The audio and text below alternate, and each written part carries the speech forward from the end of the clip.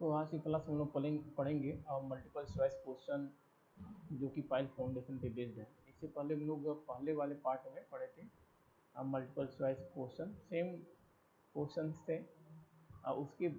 उसमें कुछ आगे बहुत सारे क्वेश्चन हैं जो छूट गए थे, वो हम लोग सेकेंड पार्ट में यहाँ पे डिस्कस करेंगे कि कौन कौन से क्वेश्चन और इम्पोर्टेंट क्वेश्चन हो सकते हैं जो पाइल फाउंडेशन से रिलेटेड होते हैं। तो लास्ट टाइम हम लोग पढ़े थे कि ग्रिड बीम के बारे में। ग्रिड बीम हम लोग बेसिकली प्रोवाइड करते हैं कहाँ पे? ग्रिड बीम हम लोग प्रोवाइड करते हैं अंडर रिम्ड पाइल फाउंडेशन के केस में। तो अंडर रिम्ड यानी ऐसे बीम्स जो बहुत सारे अंडर रिम्ड पाइल हैं और उसको आपस में कनेक्ट करके एक बेस हम लोग क्रिएट कर रहे हैं। तो वो जो बीम हम लोग वहाँ पे प्रोवाइड करते हैं उसे बोलते हैं ग्रिड बीम। तो ग्रिड बीम अगर दोनों तरफ से कनेक्टेड है तो उस केस में अलग बेंडिंग मोमेंट हम लोग पढ़ते थे, और अगर फ्री है तो उस केस में अलग पढ़ते हैं। तो अगर कनेक्टेड है इस केस में यानी फिक्स की तरह बिहेव करेगा, और फिक्स के केस में बेंडिंग मोमेंट की वैल्यू क्या होगी? कम हो जाती है। बेंडिंग मोमेंट की वैल्यू कम हो जाएगी, डिफ्लेक्शन कम हो जाएगा। तो कम से याद रखेंगे कि उस केस में जब दोनों बीम जो बीम है और अंडर बीम से दोनों तरफ अगर सपोर्टेड है तो उस केस में जो बेंडिंग मोमेंट आएगी वो आपका जो वैल्यू ज़्यादा से डिवाइड करेंगे उसकी वैल्यू कम आएगी। तो W² डिवाइड बाई 50 हम लोग याद रखेंगे।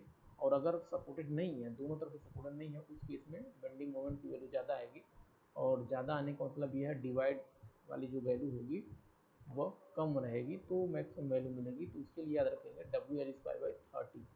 तो ये हम लोग पढ़े थे लास्ट क्लास में।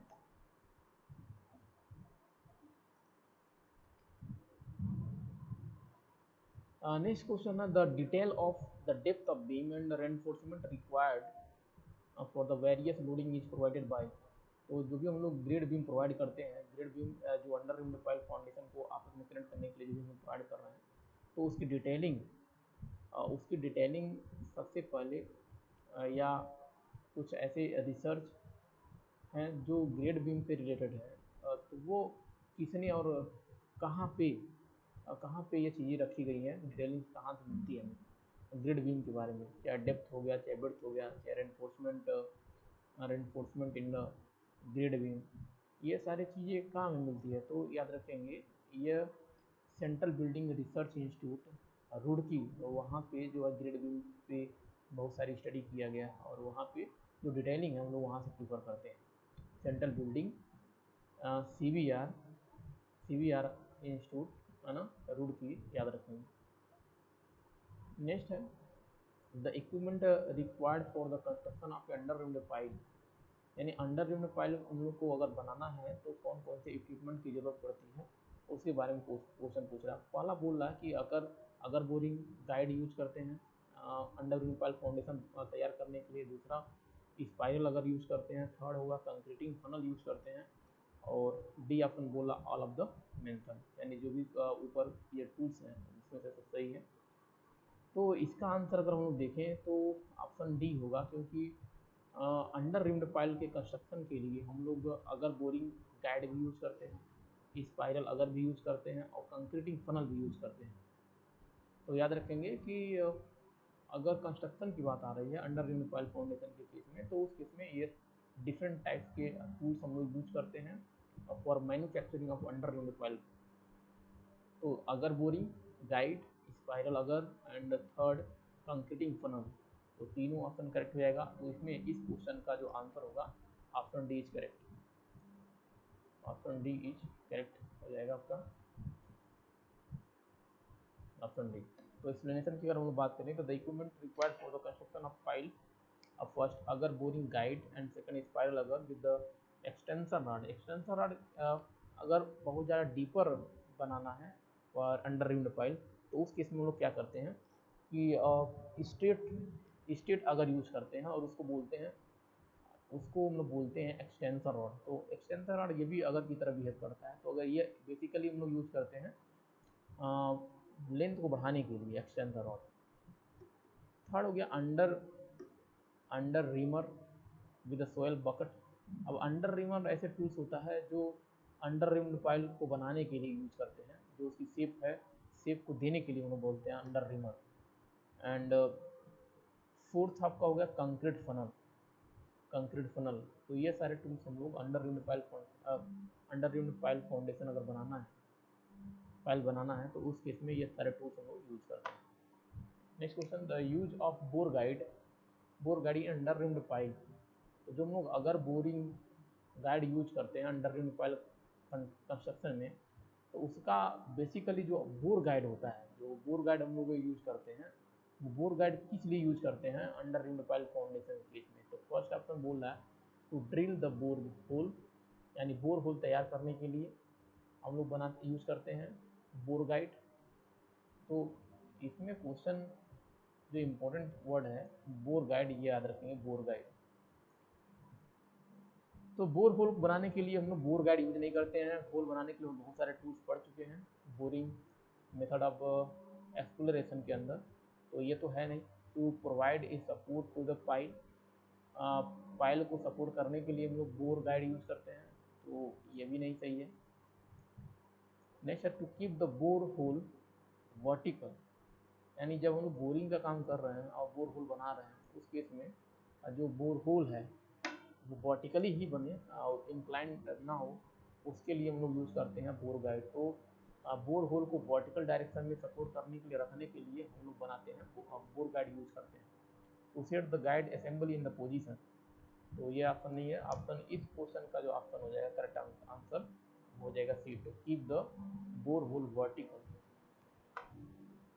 Next question, which are the following stages are involve in the construction of under reamed pile. यानी अंडर रिम्ड पाइल अगर फाउंडेशन बनाना है तो उसमें कौन कौन से स्टेजेस हम लोग फॉलो करते हैं, यानी स्टेज वाइज या स्टेप में आप कंस्ट्रक्शन करते हैं।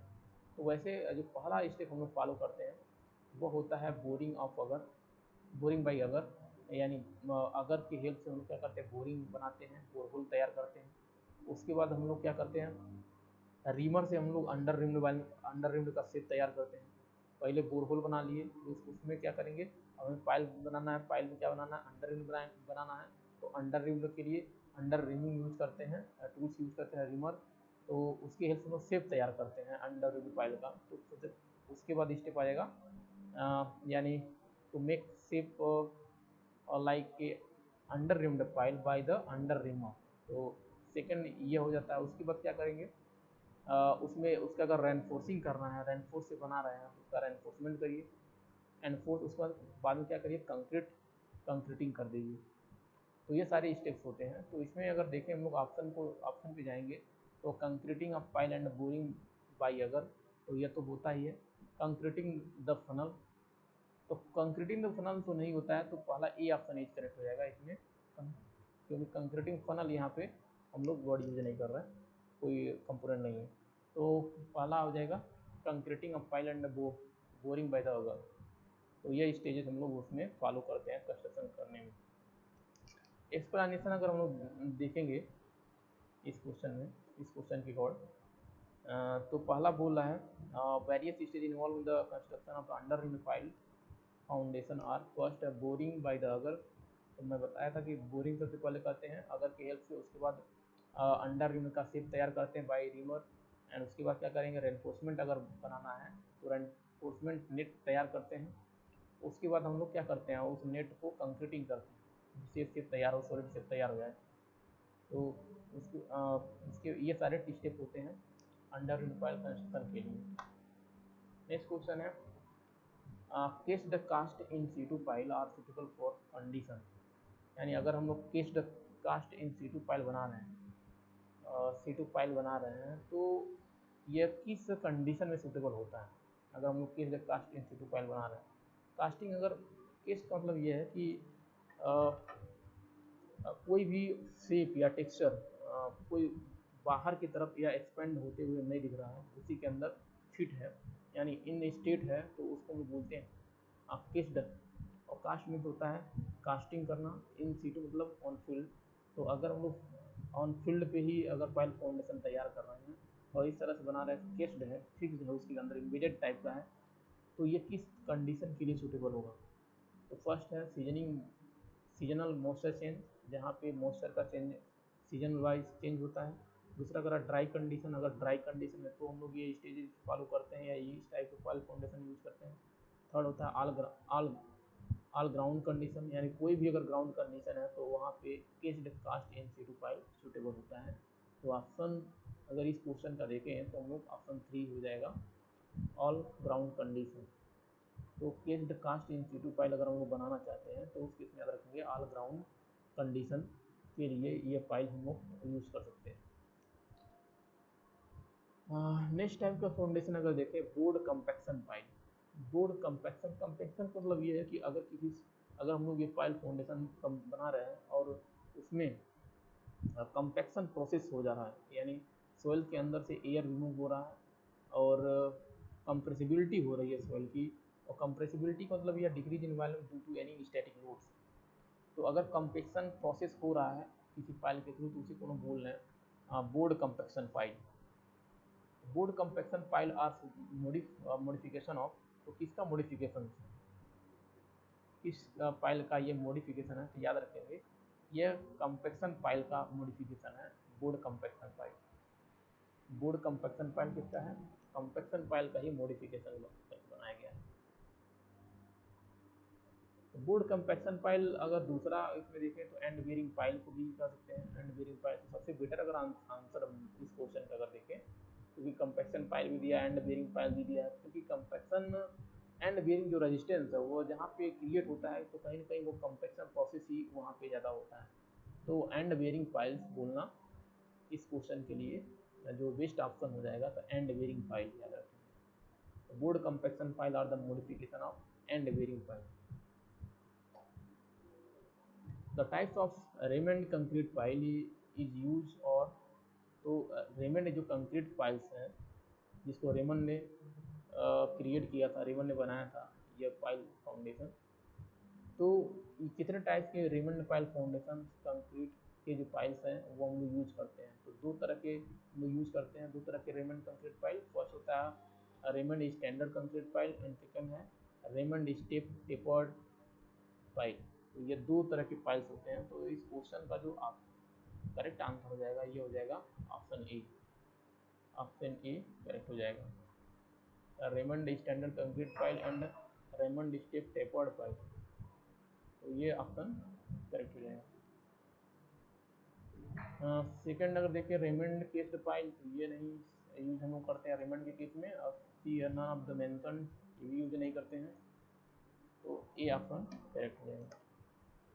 Next question, the Raymond standard file is used primarily as, जो रेमंड ने रेमंड स्टैंडर्ड फाइल जो क्रिएट किया था तो वो किस फाइल की तरह या किस एक्टिविटी के थ्रू काम करता है। इसमें टेंशन को रजिस्ट करने के लिए यूज किया था, कंपैक्शन प्रोसेस करेगा सॉइल के अंदर, कि फिक्शन नेचर का फाइल होता है। तो याद रखेंगे रेमंड स्टैंडर्ड जो कंक्रीट फाइल होता है वो फ्रिक्शन जो फाइल होता है उसी की तरह ट्रीट करता है, उसी की तरह ये फाइल फाउंडेशन वर्क करता है। तो इस क्वेश्चन का आंसर हो जाएगा आपका सी, तो करेक्ट आंसर सी हो जाएगा। Next question, who was the first to develop a method for placing cast in situ concrete pile, यानी cast in situ concrete pile सबसे पहले किसने यूज किया था, तो रेमंड ने यूज किया था कास्ट इन सीटू फाइल। तो ये हो जाएगा Raymond, option C.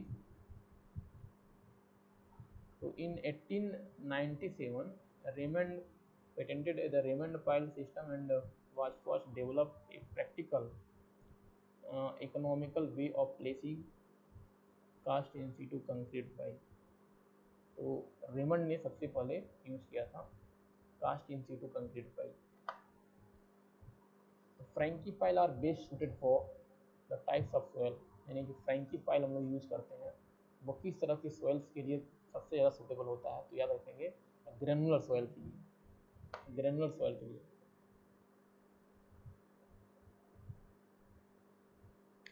Next question, there are types of bored file, तो कितने तरह के बोर्ड फाइल हम लोग यूज करते हैं।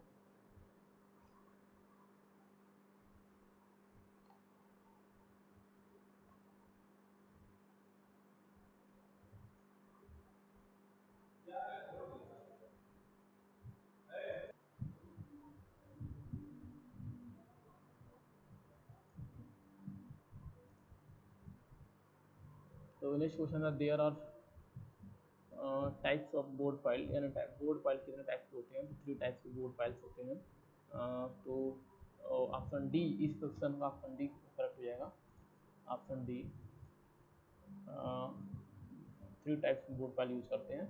तो 3 टाइप्स बोर्ड फाइल कौन कौन से होते हैं? पहला होता है प्रेशर फाइल, दूसरा होता है अंडर रिम्ड फाइल, तो under rimmed file board file के अंदर आता है, एंड बोर्ड कंपैक्शन फाइल, तो कंपैक्शन बोर्ड जो कंपैक्शन फाइल्स होता है ये बोर्ड फाइल के अंदर आएगा। तो 3 टाइप्स की बोर्ड फाइल्स हम यूज करते हैं, 3 टाइप्स के। नेक्स्ट क्वेश्चन है एसपीटी से related, SPT test standard penetration test से रिलेटेड क्वेश्चन है।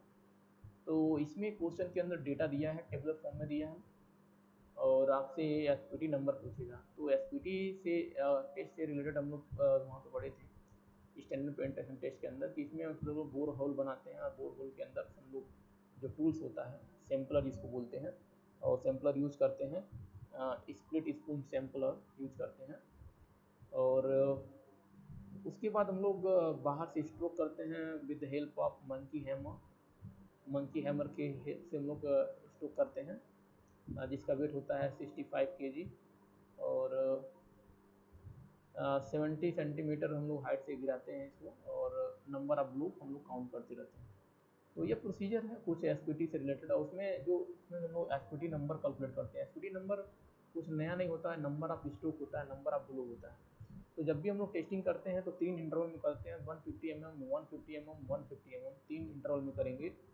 तो जो पहला 150 mm इंटरवल होता है उसमें नंबर ऑफ ब्लो हम लोग काउंट नहीं करते हैं एसपीटी नंबर कैलकुलेट करने के लिए, क्योंकि ये फ्लक्चुएशन या ये डिपेंड करता है उस लोकेलिटी के जो सॉइल पे, तो उसमें अंडुलेशंस हो सकते हैं, फ्लक्चुएशंस हो सकता है। तो इन सब को इग्नोर करने के लिए हम लोग 150 mm यानी एग्जैक्ट वैल्यू कैलकुलेशन के लिए हम लोग जो ऊपर वाली लेयर होती है 150 mm जो हम लोग नंबर ऑफ ब्लो दे के काउंट करते हैं, तो वो कंसिडर नहीं करते हैं।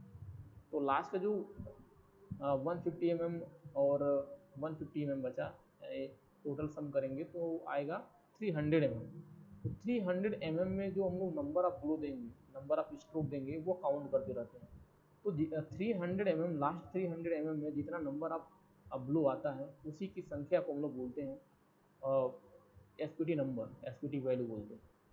अब ऑन साइड पे जो भी हम वैल्यू काउंट करके निकाले हैं उसको बोलते हैं ऑब्जर्व एसपीटी नंबर, यानी ऑन फील्ड पे जो वैल्यू आया है एसपीटी नंबर। तो इसमें इस एसपीटी नंबर में बहुत सारे एरर्स भी हो सकते हैं, उसको हम लोग करेक्ट करते हैं by applying correction in sequence. तो 2 करेक्शंस होते हैं, पहला होता है ओवर बर्डन प्रेशर करेक्शन।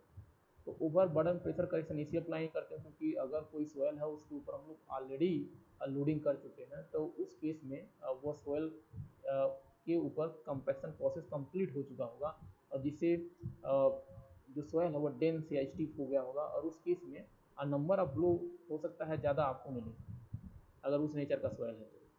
तो इसीलिए हम लोग क्या करते हैं कि अगर कोई सोयल है जिसके ऊपर आपका ओवर बर्डन प्रेशर पहले से ऑलरेडी है, तो उस पर एरर कितना हो सकता है, अगर हम नॉर्मली एसपीटी नंबर अप्लाई कर रहे हैं। अगर फ्रेश सोयल के लिए एसपीटी नंबर निकाल लें और उसी सोयल के ऊपर पहले से लोडिंग कर चुके हैं, तो दोनों डिफरेंट आएगा वैल्यू। तो वो जो एरर आ रहा है इसको कंपनसेट करने के लिए हम लोग ये करेक्शन अप्लाई करते हैं, ओवर बर्डन प्रेशर करेक्शन। तो ओवर बर्डन प्रेशर करेक्शन के अकॉर्डिंग हम लोग अगर एसपीटी नंबर बोल रहे हैं कि over burden pressure correction apply करने के बाद, यानी एग्जैक्ट वैल्यू जो होना चाहिए अप्लाई करने के बाद एसपीटी नंबर हम बोल रहे हैं, और जो ऑन फील्ड चाहे वो कंपैक्टेड सॉइल के ऊपर एसपीटी नंबर हम लोग निकालने हैं जिसको बोल रहे हैं वो ऑब्जर्व एसपीटी नंबर, उसको डिनोट कर रहे हैं नॉट। तो according to over burden pressure correction या by applying overburden pressure correction, the final SPT number N1 equals to होता है N naught into C naught. तो N नॉट क्या है? इनिशियल SPT वैल्यू और ऑब्जर्व SPT वैल्यू और field value of SPT। तो इसको बोलना है। C नॉट को बोलते हैं ओवरबर्डन प्रेशर करेक्शन फैक्टर, यानी प्रेशर करेक्शन फैक्टर कह सकते हैं। तो इसकी वैल्यू C नॉट की वैल्यू होती है 300, C नॉट की वैल्यू। तो वैसे हम लोग ये टेस्ट डिस्कस कर चुके हैं। तो N1 इक्वल्स टू होता है N1 equals to N naught N naught into C naught. तो एन नॉट हो गया ऑब्जर्व वैल्यू, यह हो गया corrected SPT number after applying first correction overburden pressure correction, and C is the overburden pressure correction factor C naught, and C naught is equals to 350 divided by sigma naught bar plus 70। If sigma naught bar का मतलब क्या हो गया, sigma naught बार तो it is nothing but it is equals to effective stress at the test level, effective stress at the test level, or we can say initial overburden pressure at the test level in kilonewton per meter square। तो इसकी value sigma naught bar is less than equals to 280 kilo Newton पर metre square. तो इसकी value इससे कम होना चाहिए, और sigma naught bar की value not greater than 280 kilo Newton पर metre square. If sigma naught bar is greater than 280 kilo Newton पर metre square, then this correction is not applied, and second SPT correction applying for the water table, effect of water table, and it is also known as dilatancy correction और fine correction. तो second correction होता है अब water table correction और डिलेटेंसी correction और fine correction. तो water table correction second जो correction है, हम लोग ये दोनों करेक्शन सीक्वेंस में अप्लाई करते हैं, यानी पहला जो मेथड्स हैं, पहला करेक्शन ओवरबर्डन प्रेशर करेक्शन वो पहले ही अप्लाई करना है, उसको सेकंड नंबर पे नहीं करना है, और सेकंड वाला जो वाटर टेबल करेक्शन है उसको सेकंड नंबर पे ही करना है, उसको पहले नंबर पे नहीं करना है, तो सीक्वेंस में ही अप्लाई करना होता है। अब वाटर टेबल करेक्शन सेकंड जो करेक्शन है वो तब अप्लाई करेंगे जब वाटर टेबल का पोजीशन फ्लक्चुएशंस इफेक्ट वहाँ पे दिया है, यानी वाटर टेबल का पोजीशन क्लियरली मेंशन्ड है, तो उस केस में हम लोग water table correction factor apply करते हैं। उस केस में हम लोग water table correction factor apply करेंगे।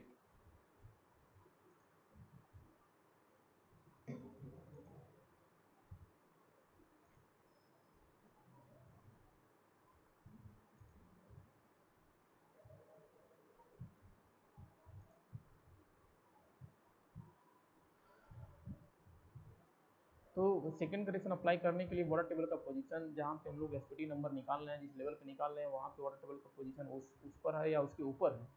यानी अगर हम लोग एसपीटी नंबर कैलकुलेट कर रहे हैं, एसपीटी नंबर अगर ये ग्राउंड है, ग्राउंड लेवल है, और यहाँ पे हम लोग कहीं एसपीटी नंबर कैलकुलेट कर रहे हैं, एन नॉट हम लोग यहाँ पे निकाल रहे हैं, तो अगर वाटर टेबल का पोजीशन इस लेवल पे या इससे ऊपर है तो हम लोग सेकंड ये जो करेक्शन अप्लाई करना है, अगर इससे नीचे है तो हम लोग यह करेक्शन अप्लाई नहीं करते हैं।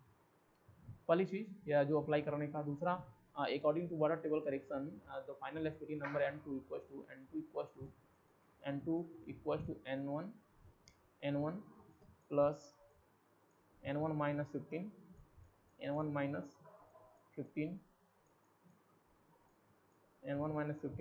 बाई 2। तो ये फार्मूला अप्लाई करें तो second correction which is known as water table correction is apply on overburden finally SPT number by which are given by overburden pressure correction। तो N1 जो है, N1 हम लोग निकाल रहे थे overburden pressure correction अप्लाई करने के बाद, तो N1 की जो वैल्यू आती है उसी को हम लोग सेकंड करेक्शन अप्लाई करते हैं वाटर टेबल करेक्शन। तो N2 इक्वल्स टू निकालने का फार्मूला क्या रहेगा, N2 equals to N1 plus N1 minus 15 divide by 2, ये अप्लाई करेंगे और वहाँ से आंसर निकालते हैं N2 इक्वल्स टू।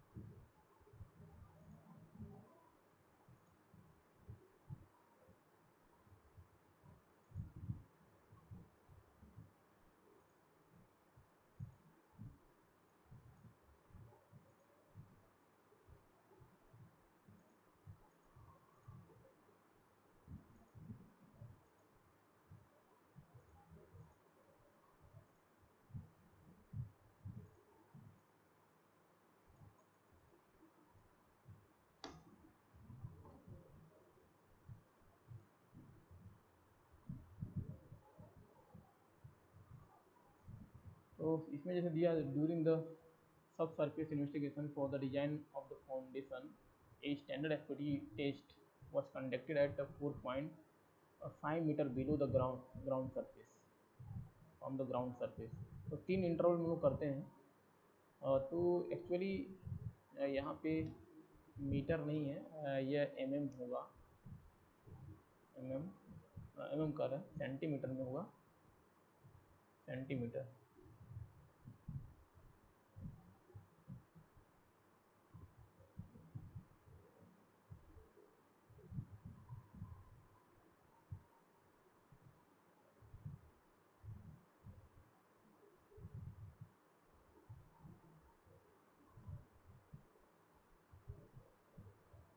तीन इंटरवल में करते हैं 150,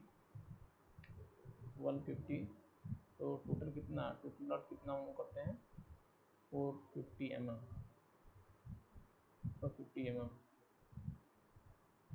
450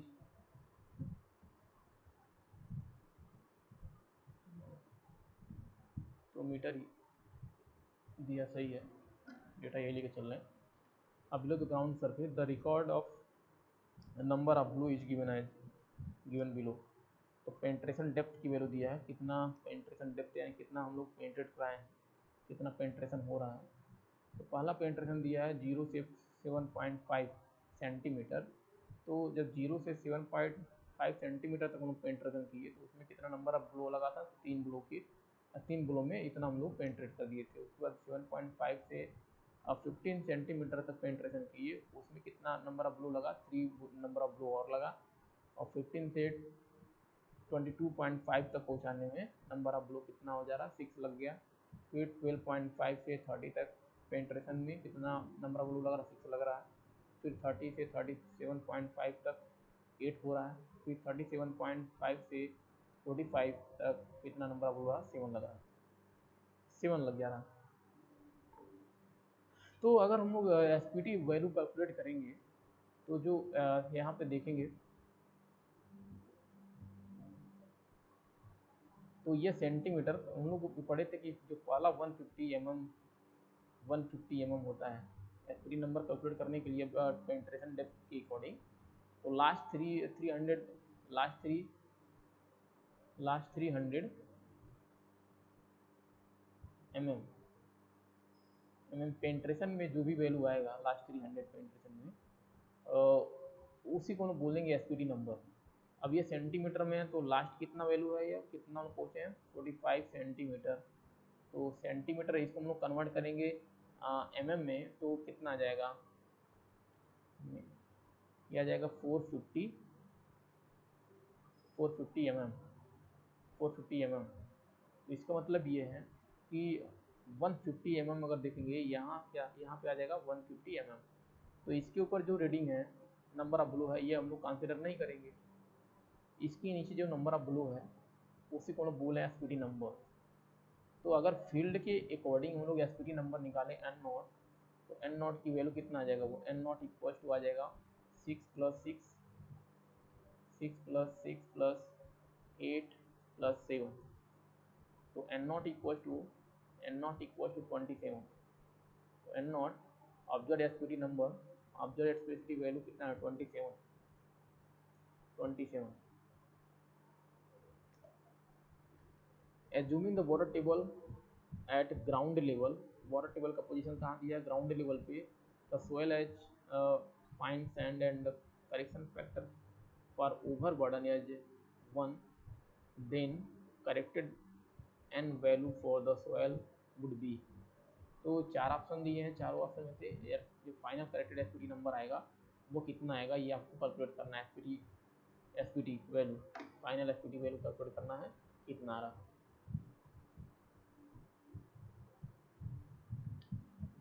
तो यहाँ पे बोल रहा है कि correction factor for over burden, यानी over burden pressure correction factor की वैल्यू दिया है सी नॉट, जिसको हम लोग बोलते थे। तो सी नॉट की वैल्यू बोल रहा है यहाँ पे 1 है, सी नॉट की वैल्यू बोल रहा है 1 है। तो फाइनल एसपीटी नंबर क्या होगा, वाटर टेबल का पोजीशन कहाँ पे, ग्राउंड लेवल पे। तो एन नॉट है तो N1 पहला करेक्शन अप्लाई करेंगे, correction for over burden pressure. तो N0 equal to N1 equal to N0 into C naught. N naught into C naught equal to 350 divide by sigma naught bar plus 70, और इसकी value दिया है, इसकी value दिया कितना 1, इसकी वैल्यू है 1, तो N1 equal to N1 after overburden pressure correction कितना जाएगा, एन नॉट की value 27 into 1 is equal to 27, तो N1 की value 27, then we apply second correction which is known as the water table correction factor, water table correction. So according to water table correction, N2 equals to the final SPT number, N2 equals to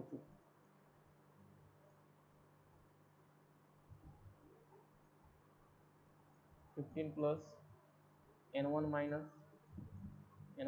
15 divide by 2, तो इसको solve करेंगे तो 15 plus N1 कितना है 27 minus 15 by 2, तो कितना आ जाएगा ये 15 प्लस 27 माइनस 15, 27 माइनस 15, तो ये आ जाएगा आपका 2 1 डिवाइड बाई 2 एंड 12 बाई 2, तो कितना आ गया 6, तो आ जाएगा N2 equal to 15 plus 6 and 21, तो final SPT number for the given data, final SPT number are SPT value for the given data of the for the given problem you can say, तो N2 equal to क्या जाएगा final SPT number N2 equal to 21, तो option C correct हो जाएगा, option C correct हो जाएगा।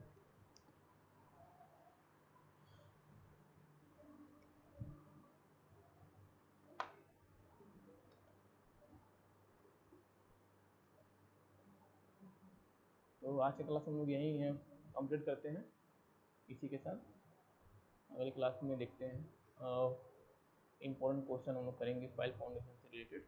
तो आज के लिए इतना ही, थैंक यू।